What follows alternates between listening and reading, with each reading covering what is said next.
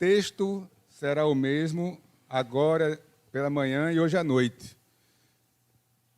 Nossa esperança é conseguir terminar o segundo mandamento hoje, certo?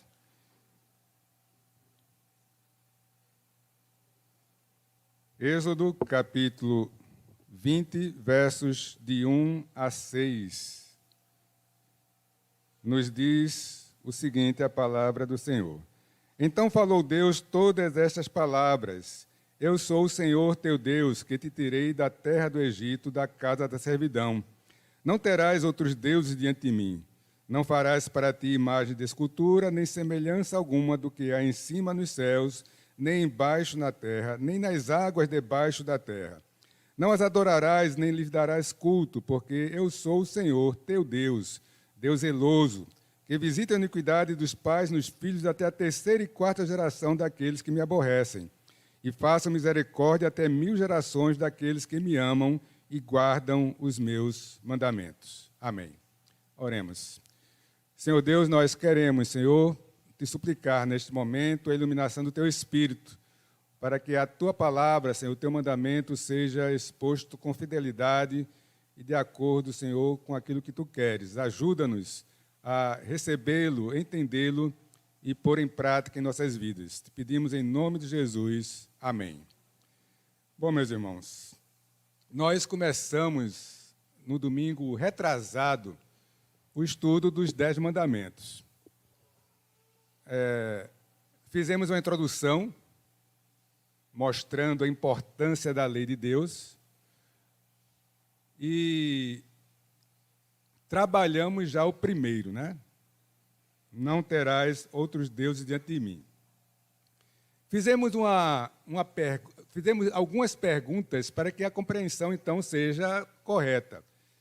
Se eu quero realmente entender os mandamentos do Senhor, eu vou precisar compreender o porquê deles. E aí a primeira pergunta é: a quem eu realmente obedeço? Quem é que manda em mim de verdade? E a segunda pergunta é: por que eu obedeço a quem manda em mim, aquele que eu acredito que manda em mim, certo?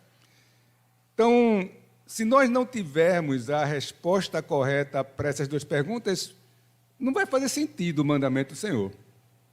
Vocês vão questionar, mas questionar não para aprender mais, questionar para justamente rebatê-los.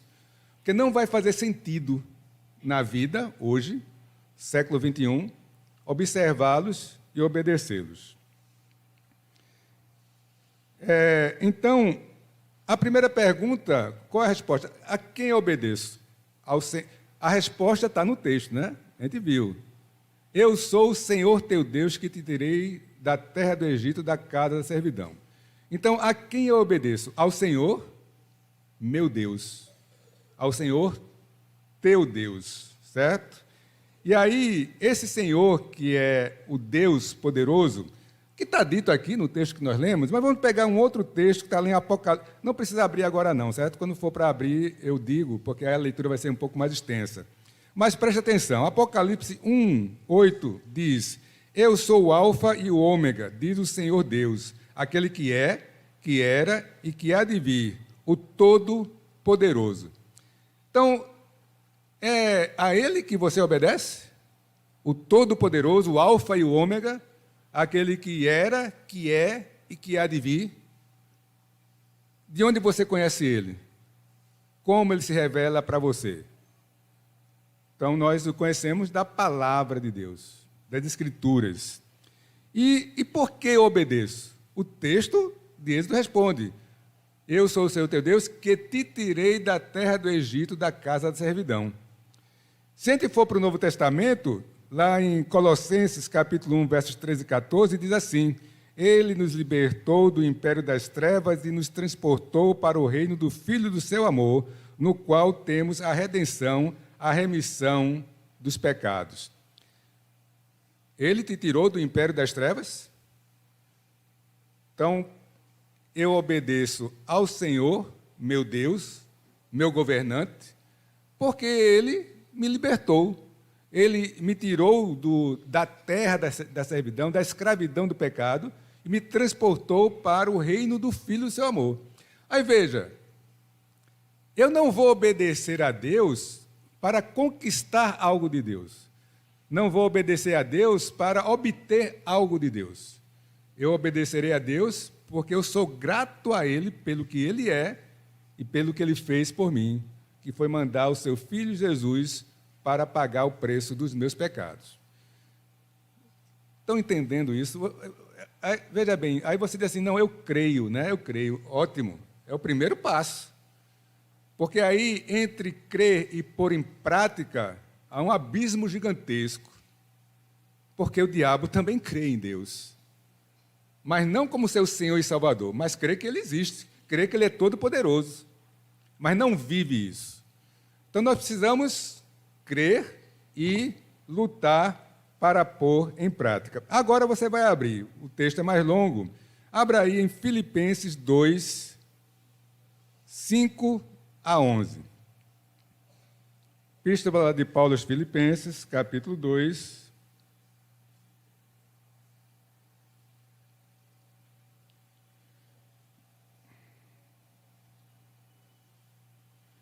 verso 5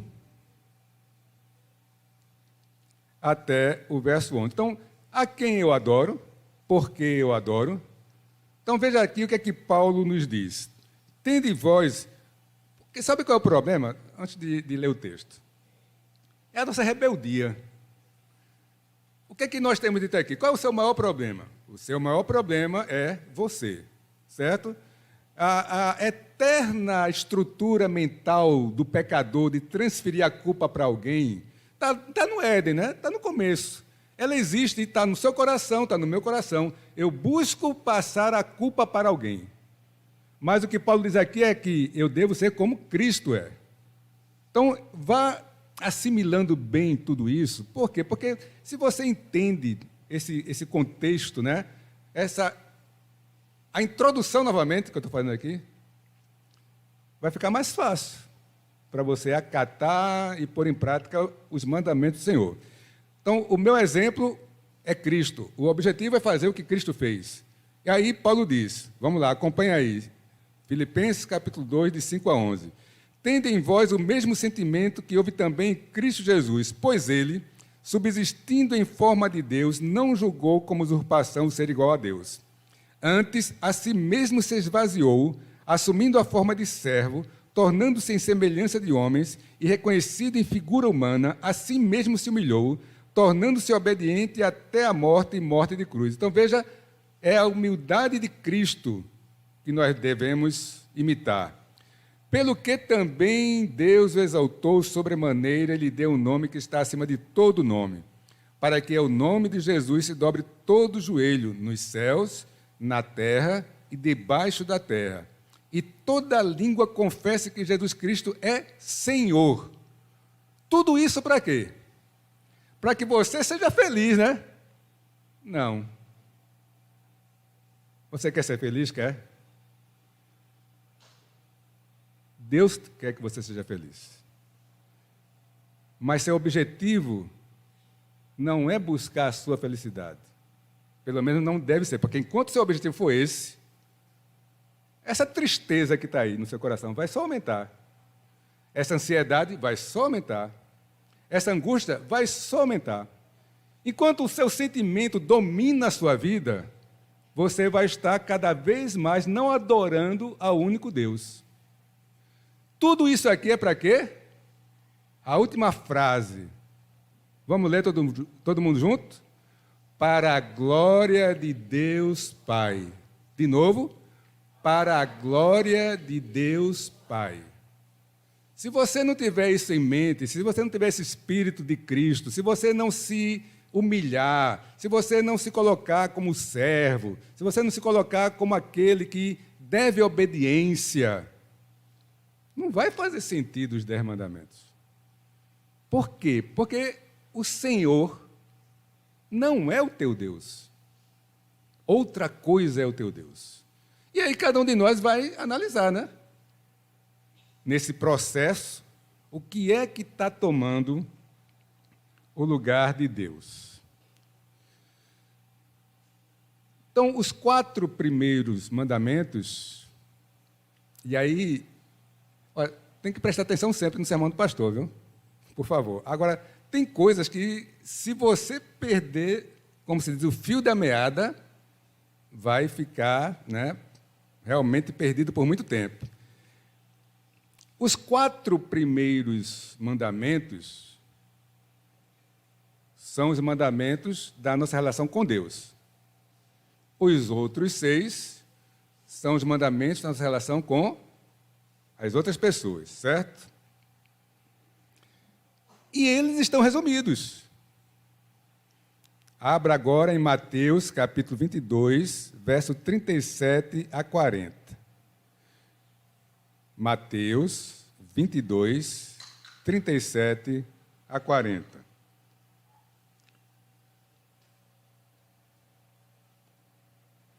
Mateus 22.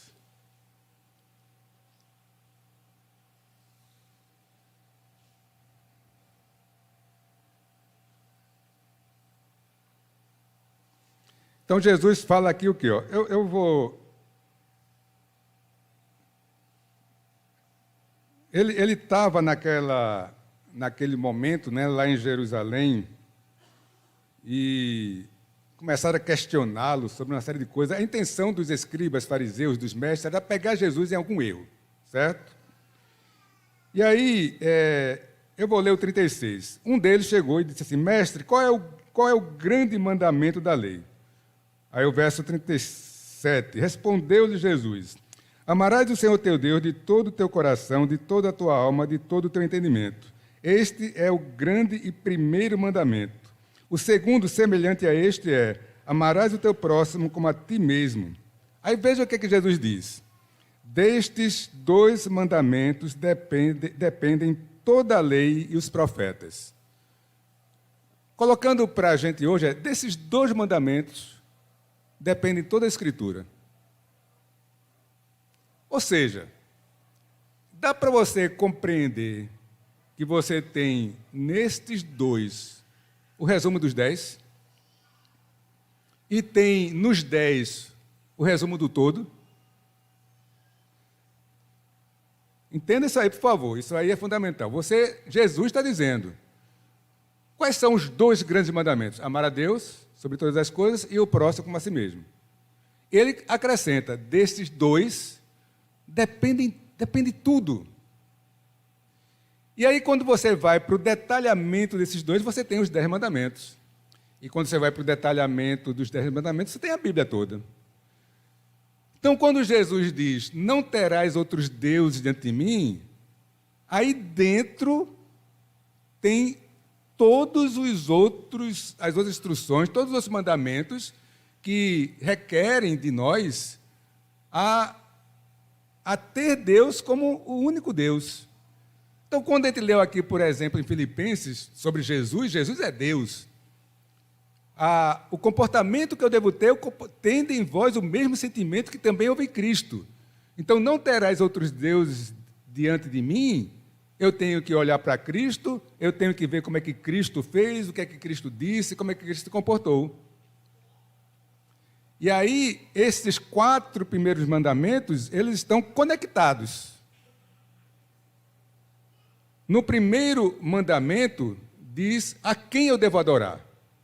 Ao Senhor meu Deus. O segundo mandamento de hoje é como eu devo adorar. Depois virá, não tomarás o nome do Senhor teu Deus em vão. O que eu devo falar para esse Deus? Como eu devo me dirigir a esse Deus? E o quarto, lembra-te do Senhor, é quando eu devo adorar esse Deus. Então, ao longo da Bíblia, veremos exemplos, né, do povo de Deus, dos comportamentos e instruções a respeito disso. Agora, os 4 primeiros, eu com Deus. Os outros 6, nós uns com os outros. Só que o meu comportamento com vocês, o comportamento de vocês uns com os outros, afeta o comportamento nosso com Deus. Porque eu não posso me desconectar, que eu posso alegar, seria um fariseu, os fariseus alegam, né? Que eu adoro a Deus, né? Que eu adoro da forma como Ele quer, que eu me dirijo a Ele do jeito que Ele disse, que eu me reúno no dia do Senhor. Mas, se eu não tiver em consonância com os outros 6, Deus não vai querer meu culto. Aí você vai abrir agora em Isaías 1. Vamos ler só 13 a 17. Isaías, capítulo 1. Se vocês... Tem coisas que eu gostaria muito que vocês sempre lembrassem, né? Aí um dia, né? Quando eu não estiver mais aqui, aí você, como dizia o pastor Mário, né? Aí depois até de saudosa memória. Aí você vai se lembrar das coisas chaves, né? Quais seriam?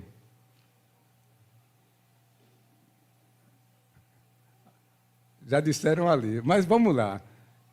O amor não é um sentimento, é um mandamento, né?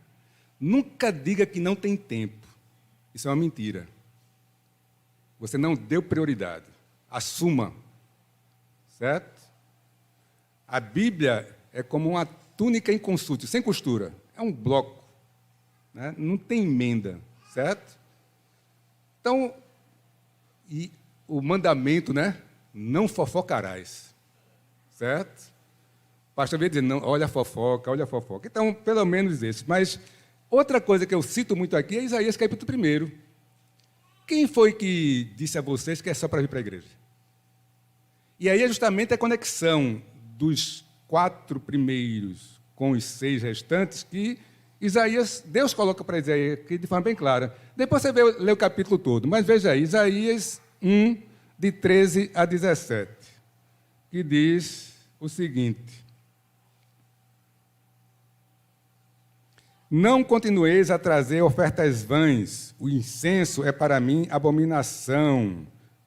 E também as festas da lua nova, os sábados e a convocação das congregações.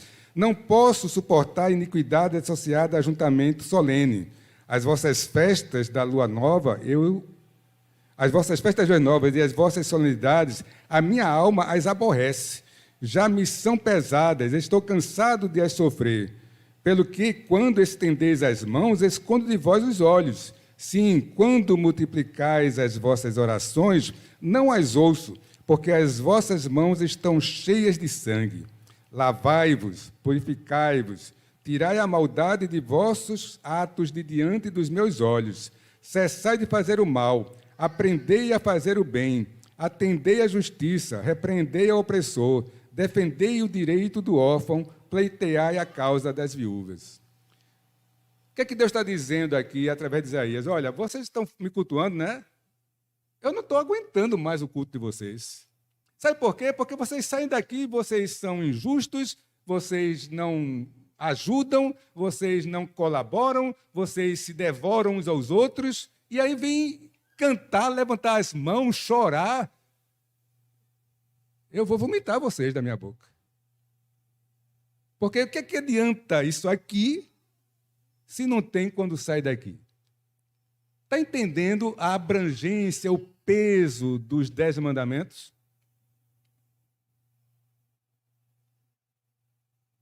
Feita a introdução, vamos para o mandamento. Uma parte, viu? Porque não vai dar, né? Mas está previsto, não é arrumado não. Está previsto para ser só uma parte agora de manhã. O resto vai ser à noite. Então, o mandamento, segundo mandamento, é: não farás para ti imagem de escultura, nem semelhança alguma do que há em cima nos céus, nem embaixo da terra, nem nas águas debaixo da terra. Não as adorarás, nem lhes darás culto. Então, o tema geral do segundo mandamento é o culto religioso. Deus aqui está tratando do culto que nós prestamos a Ele. Se, então, Ele está tratando do culto, como é que nós devemos cultuá-lo? Quanto ao verdadeiro culto a Deus, quais são os 3 deveres impostos ao povo de Deus? Então, primeiro, receber o verdadeiro culto, isto é, reconhecê-lo como uma obrigação sobre a consciência e a conduta. Então, primeiro vem, eu conheço, eu estou entendendo, certo? Depois é observar o verdadeiro culto, isto é, não crer nele apenas como um elemento de fé, mas praticá-lo de fato em nossas vidas. Então, eu só vou poder praticá-lo corretamente se eu primeiro conhecer. E aí, lembrando logo, que nós já falamos, que muitos alegam, não, culto é vida, culto não é isso aqui não, não, culto é tudo. Eu vou cultuar a Deus em tudo. Mas existe um momento em que o povo de Deus se junta para cultuá-lo solenemente, conforme a sua palavra diz. Então, eu tenho que receber, eu tenho que observar e eu tenho que preservar o verdadeiro culto, isto é, aderir a ele firmemente, conforme determinado nas Escrituras, evitando e impedindo cuidadosamente todas as corrupções ou modificações humanas. Ou seja, hoje em dia, você tem algo que falam assim, não é? A gente precisa evoluir. Vocês estão parados no passado. E aí, olha como a coisa vai, sabe, é um mecanismo do diabo mesmo. Você vem o evolucionismo, e esse evolucionismo dito científico, ele começa a influenciar a nossa vida em outras áreas. E o argumento é assim, do mesmo jeito que o homem evoluiu no seu desenvolvimento físico, biológico, ele tem que evoluir no seu comportamento. Aí a cultura determina o comportamento e a cultura determina o culto, indo totalmente de encontro à palavra de Deus. Então, eu tenho que lutar para que essas inovações não adentrem na igreja. Então, por que devemos ser tão cuidadosos em receber e observar o verdadeiro culto? O mandamento responde, porque Deus é um Deus zeloso. A gente vai ver essa parte mais à noite. O zelo de Deus, certo? Como essa obrigação tem sido desprezada nos dias de hoje?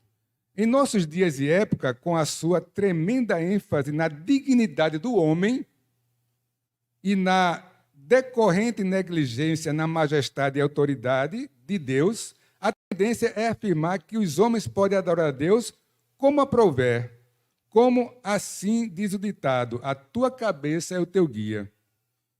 E que a sinceridade é o que mais importa. Importa mais do que a verdade.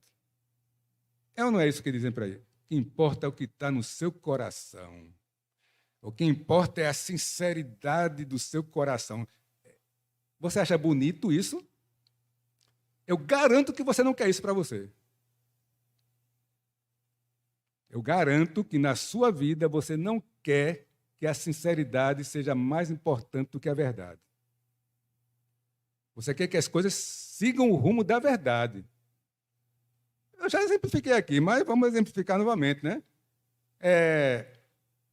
Não adianta você ter o coração sincero se você não faz a coisa certa.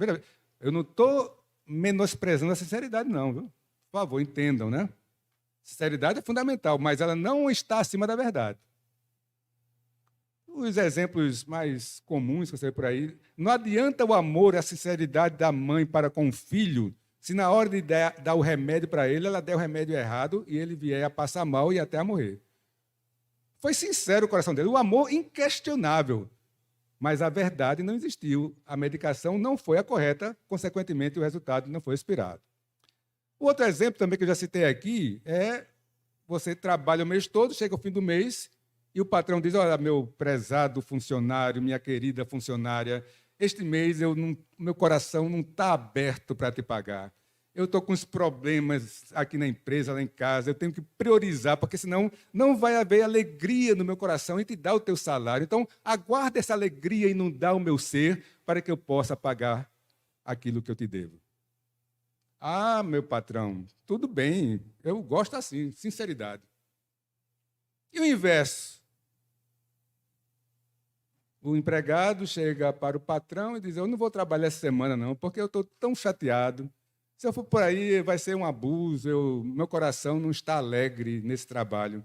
Eu vou ficar em casa mesmo, está certo, patrão? Ah, meu filho, tudo bem, espere a alegria voltar no seu coração. Aí você vem trabalhar. É assim? Então, por que você quer que seja assim com Deus? Hipócrita. Isso é hipocrisia, é falsidade. Está entendendo, então, que não adianta sinceridade no culto. Ela é o básico. Agora tem que ter verdade, tem que ser do jeito que Deus determina. E aí, veja só,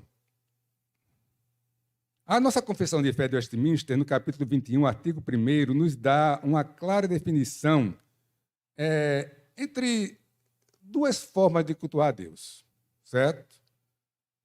A primeira é o princípio regulador. Princípio regulador.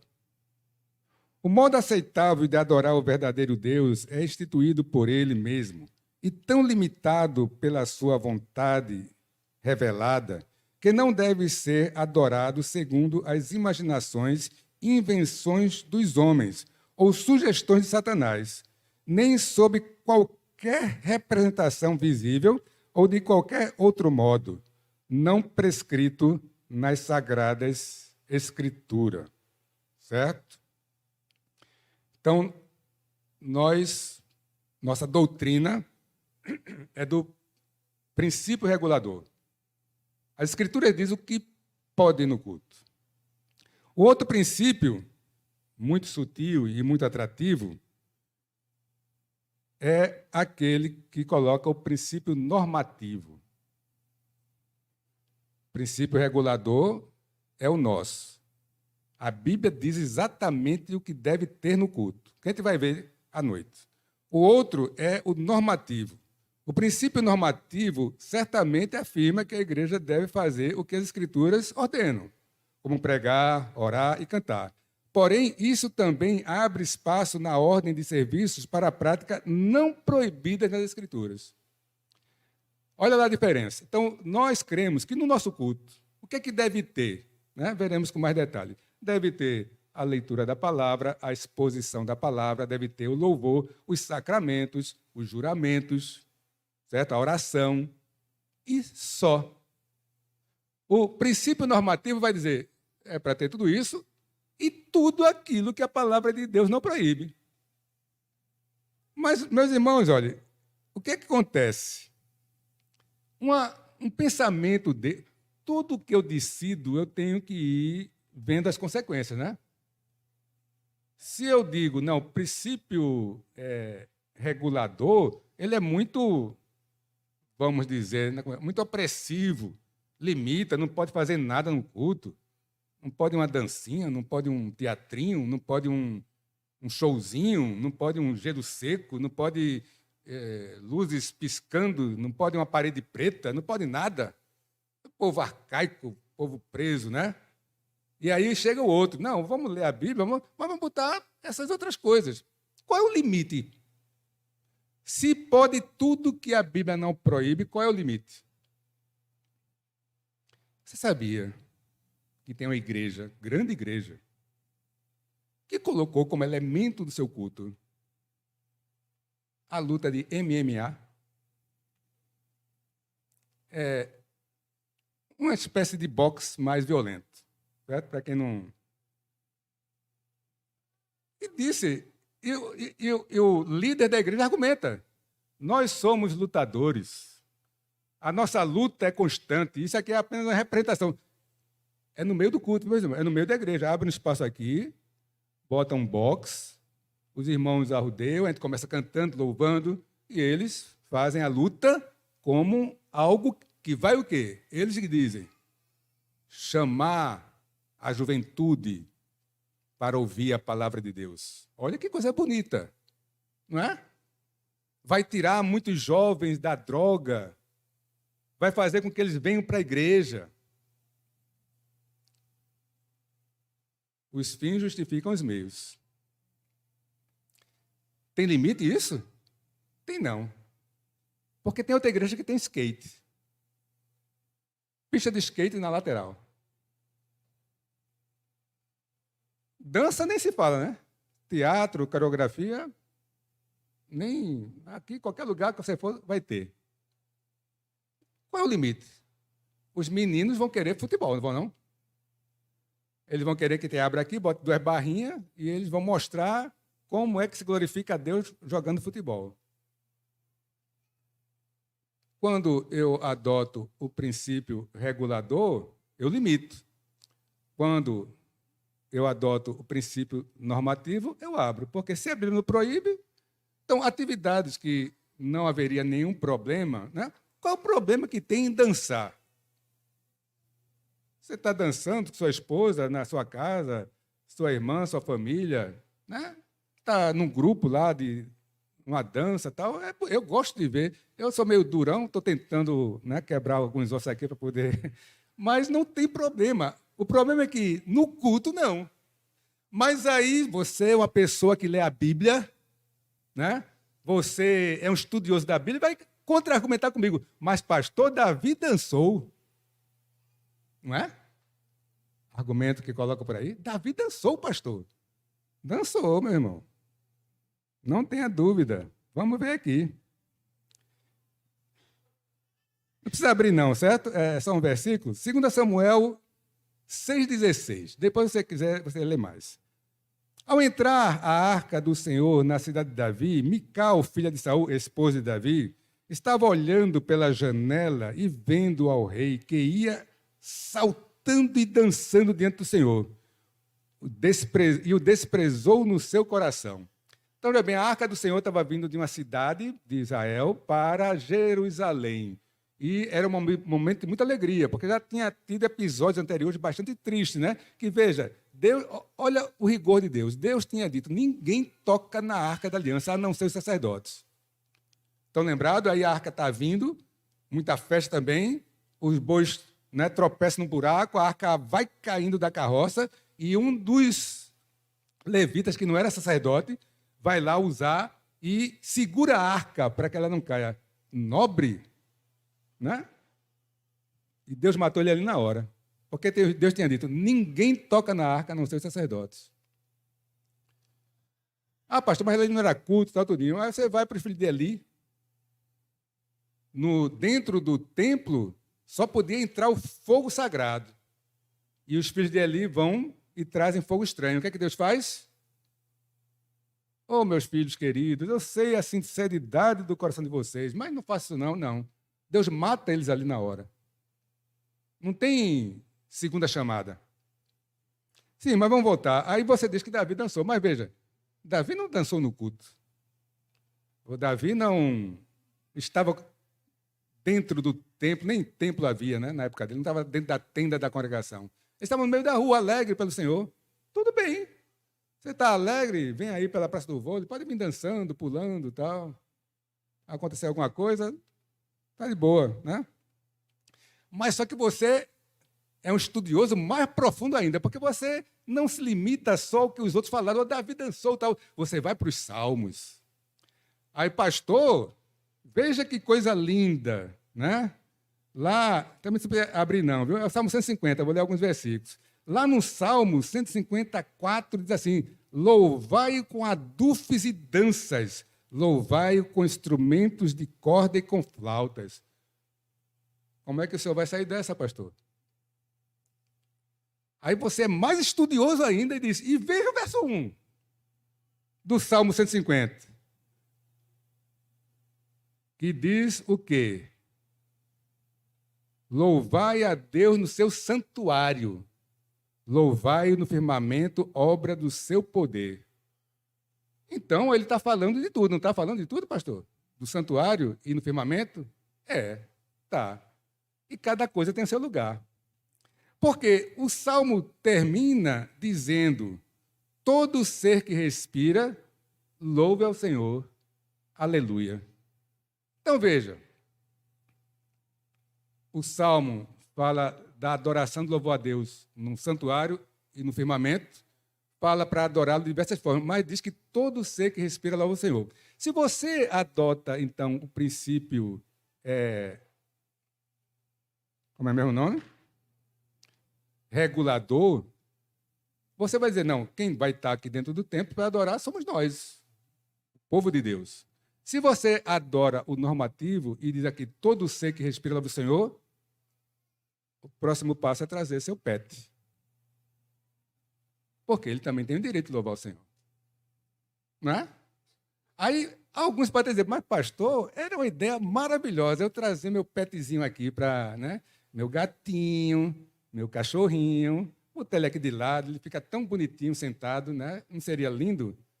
É, meu irmão, aí o outro tem uma cascavel. Aí ele vai trazer também a cascavel dele, né? Botar do seu lado. Não, vai aquela que fica enrolada no pescoço, certo? Então, veja, mas o problema é que isso é pragmatismo. O princípio é que quem deve louvar o Senhor somos nós, criados à sua imagem e semelhança. O contexto da Bíblia vai justamente nos dizer isso. Então, veja só. Nós precisamos cultuar a Deus corretamente. E então, o segundo mandamento vai justamente ter o núcleo central de como deve ser esse culto. Vimos aqui algumas coisas. O mandamento não terminou. Tem as consequências, né? Tem mais detalhes. Com a graça e a permissão de Deus, veremos hoje à noite. Mas, para concluir essa parte agora da manhã, nós precisamos repensar muitas coisas do nosso culto, né? Graças a Deus, ele não está muito longe, mas tem que melhorar. Temos que melhorar algumas coisas. Quando há coisas que nós não somos responsáveis diante de Deus, somos, então há coisas que dependem de nós, né? O cuidado, o zelo com que nós fazemos as coisas. Aí vem o básico do básico. A gente vai ver de noite. O mandamento diz que eu tenho que cultuar ao Senhor no dia do Senhor? Diz. Você juntar o segundo com o quarto, fecha. Então, é uma ordem de Deus que o povo de Deus se reúna no dia do Senhor para cultuá-lo. Tem que ser 2 vezes? Não. Mas a partir do momento que nós adotamos 2 vezes, você deve. Mas se você vier uma vez, está dentro do núcleo do mandamento. O problema de você não vir as 2 vezes é por que você não vem? Porque você está desobedecendo as autoridades constituídas? Mas então, vamos lá, a gente veio. Então, primeiro é vir, não faltar. Um problema, e esse problema nós temos aqui, e está muito ruim, horário. E aqui, olha, eu disse quinta-feira, para os que estavam aqui na quinta-feira, e vou dizer aqui para todo mundo e ficar aqui registrado, né? Se você não entender direitinho esses mandamentos, eu vou dizer coisa aqui que você vai ficar com raiva de mim, viu? Mas aí você resolve com Deus. Então, vamos começar com quem sobe aqui, né? Eu, liturgo, grupo musical. Temos que ter mais cuidado com o horário. O grupo musical tem que parar com a mania de estar ensaiando aqui dentro do horário de culto. E eu aqui correndo de um lado para o outro para chamar todo mundo, e muitas vezes também atrasado, como foi o caso hoje, por relapso meu. Vocês estão vendo a dificuldade aqui, né? Esqueci meu tablet. E aí estou aqui com o celular tendo que... Mas foi o quê? Falta de organização. Assuma. Não transfira o seu erro, o seu pecado para outra, não. Então, eu começo assumindo o meu. Eu não me organizei, eu fui negligente e esqueci meu tablet e foi uma correria e, por conta disso, eu também me atrasei. Mas o grupo musical tem se atrasado constantemente. Constantemente. Isso não é zelo pelo culto do Senhor. Isso é relaxamento pelo culto do Senhor. Liturgos que muitas vezes chegam atrasados, faltam, né? Não leem a liturgia antes, para ver o que é o contexto, para fazer tudo bonitinho. Então, começando com quem está aqui, agora e você? Por que você se atrasa tanto, hein? Por que é um hábito na sua vida se atrasar? É uma negligência interna, né? Interna. Está no núcleo do seu ser o atraso. Isso é pecado, meu irmão. Se arrependa do seu pecado e se corrija. Você tem que começar a se arrumar quando para vir para a igreja? No sábado, né? Você precisa da sexta? Comece na sexta. Você que tem que mudar hábitos, mude seus hábitos. Então se corrija, não se acomode no seu pecado, não. Você vai ver as consequências de um culto negligente. Aí a gente fica... Veja, a gente não vai falar das outras igrejas, né? Eu não sou responsável pelas outras igrejas. Eu não tenho que corrigir igreja nenhuma por aí que cultuam errado, que colocam dentro do culto coisas que não é para colocar. Não, eu tenho que cuidar daqui. Deus vai me cobrar de você. Então, obedeçam. Obedecei aos vossos guias, pois velam pelas vossas almas, para que eles não façam isso gemendo, mas de forma agradável. Aí, tirando os que estão aqui, vamos para os que estão por aí. Meu irmão, minha irmã, o cafezinho não é mais importante do que o culto, não. A bolacha, o biscoito. Certo? A decoração da sala, das salas das crianças, não é mais importante do que o culto, não. Você tem que entender que a gente vem aqui para cultuar o Deus. O resto. Se der, deu. Se não der, não deu. Se puder, faz. Se não puder, não faz.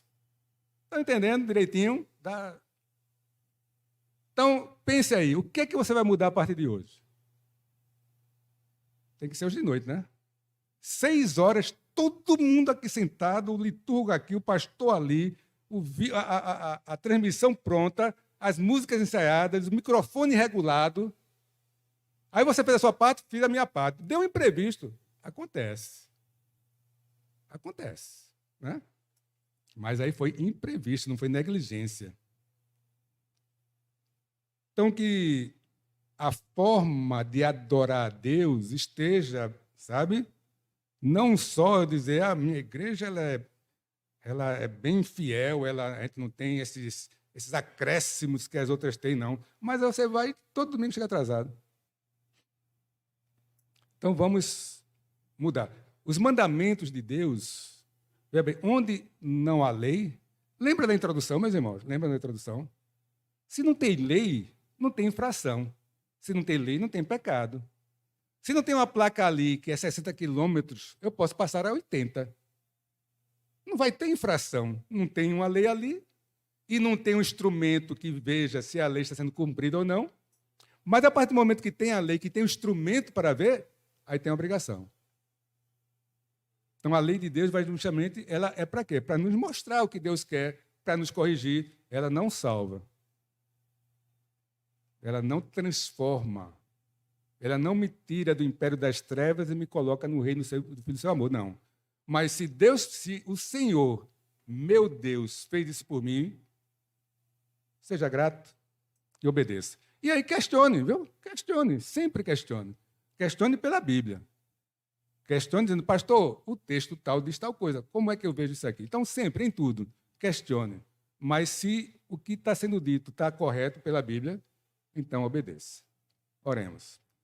Santo Deus, nós te louvamos, Senhor, te agradecemos, porque tu és um Deus misericordioso e tens, Senhor, nos tolerado em muitas coisas que nós temos incorrido em erro.